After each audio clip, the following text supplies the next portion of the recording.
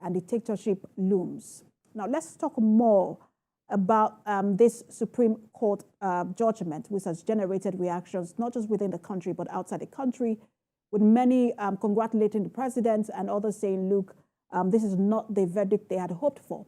So let's talk about this. We're now joined by a former presidential aide to President Goodluck Jonathan, Reno Omokri. Reno Omokri, good to have you join us.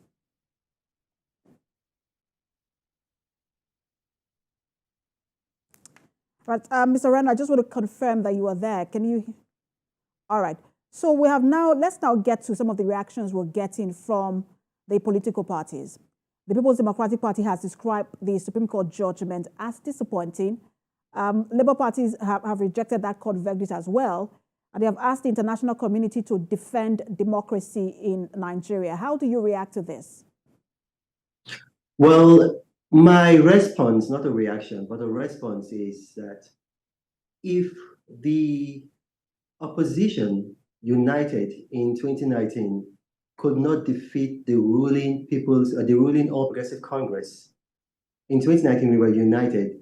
I mean, how is it going to be possible for us to defeat them in 2023 when we were actually divided? If you read scripture, if you read Luke chapter 14, verse 31, Yeshua HaMashiach, whom some people call Jesus Christ, he asked a question.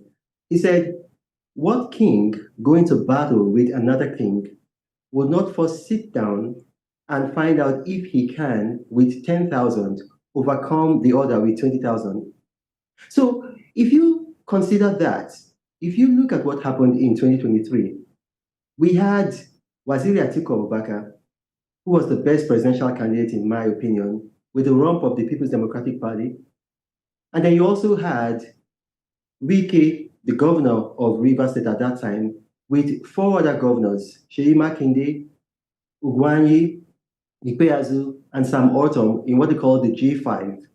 And then you had Peter Obi, who had gone with a huge chunk of our party votes. Because if you recall, since 1999 till 2019, for a 20-year period, the Southeast has been consistent and loyal, voting for PDP.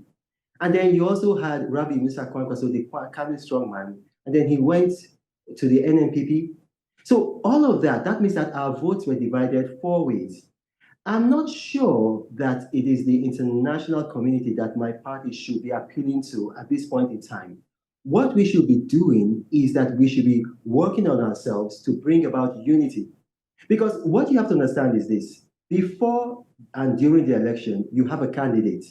You have a party, you have a candidate. You support that party, you support that candidate. After the election, whoever emerges and becomes president, especially when they've gone through a legal process, then you just have to support your country. You cannot keep on being in election mode for 4 years. So a winner has emerged. We've got to support our country.